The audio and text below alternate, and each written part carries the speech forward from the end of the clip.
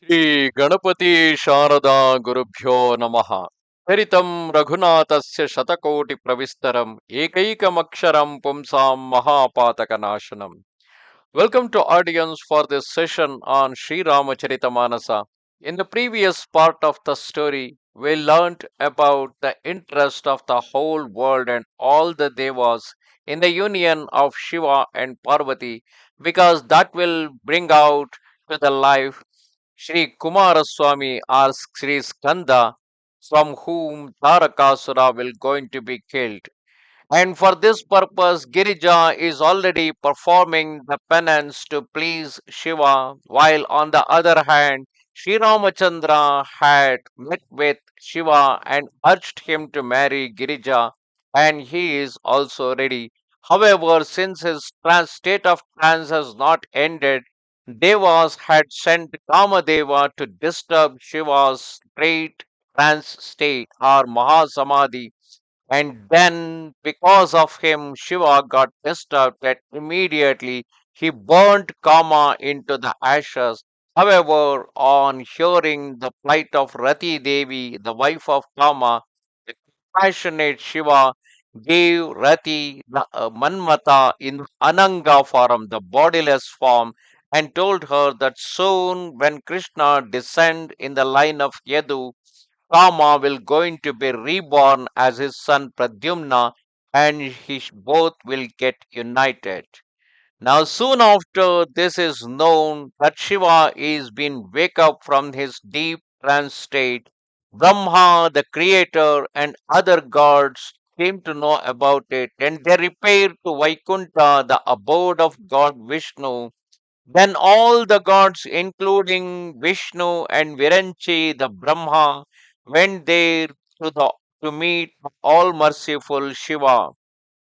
They severely extolled and won the pleasure of the Lord, whose chest is adorned by the crescent.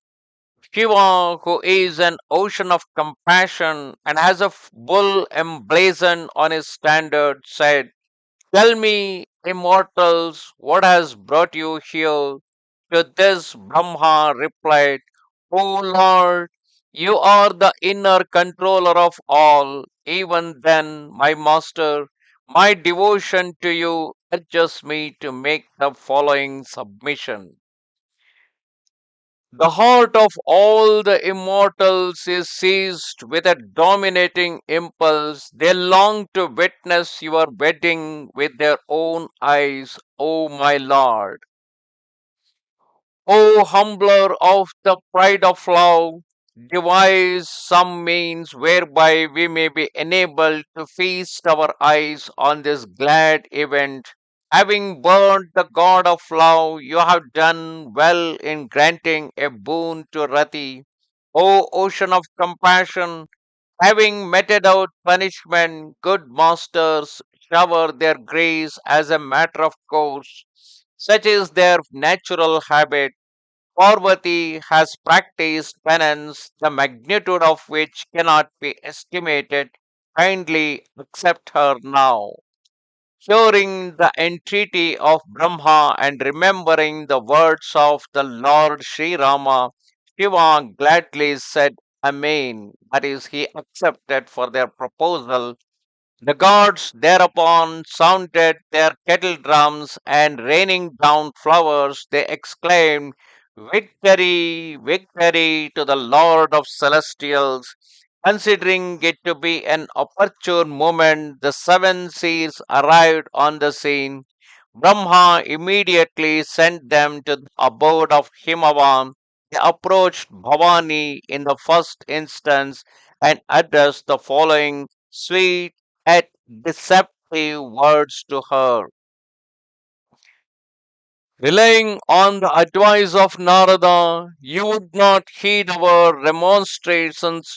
Then your vow has failed now, for the great Lord Shiva has burned the god of love. And since Shiva has burned the god of love, where is the possibility of Shiva marrying you? That is how they talked in a sweet tone with Parvati. However, Parvati replied, Hearing this, Bhavani smiled and said, O great and illumined sages, you have spoken aright. According to your belief, it is only now that Shambhu has burnt the god of love, and that till now he was smitten with love. To my mind, however, Shiva is eternally in rapport with the infinite, unbegotten, irreproachable, passionless, and given to sensual in. Knowing him as such, if I have served him lovingly in thought, word, and deed, then here, O great sages, the gracious Lord will accomplish my vow. Your statement that Hara has burnt the god of love betrays woeful lack of thought in you, my dear fire. Was fire possesses this inherent property that frost can never approach it. In case it does, it must inevitably perish. Similarly is the case with the God of love and the great Lord Shiva. Just because the god of love tried to approach Shiva, who is completely a different kind of a person, because of that reason, it is not God Lord Shiva who had burned Rama into ashes. It is the god of love, Kama's mistake of going near to Shiva, because of which he perished. Hearing the words of Bhavani and perceiving her devotion and faith, the sages were gladdened at heart. Bowing their head to her, they went to Himavan. They related the whole episode to him, and he was much grieved to hear how Shiva had burnt love. The sages then told him of the boon granted to Rati, and Himavan was much relieved to learn this. Calling to his mind the glory of Shambhu, Himachala respectfully summoned great sages. He had an auspicious date, austerism, and hour, ascertained, and without delay got the exact time of wedding fixed and noted down according to the Vedic precepts. Himachala handed over the note recording the exact time of wedding to the seven seers, and clasping their feet made entreaties to them. Calling on Brahma, they delivered the note to him, and as he went through it, his heart overflowed with joy. Brahma read the note aloud to all. The sages, as well as the whole concourse of gods, was delighted to hear it. Flowers were showered from the air, music flowed from various instruments, and auspicious jars were placed in all directions. That is how the preparation for the marriage of Shiva and Parvati has thus begun. Namaste Sharada Devi Kashmira Puravasini Twamaham Prarthaye Nityam Vidya Danancha Dehime. Goodbye.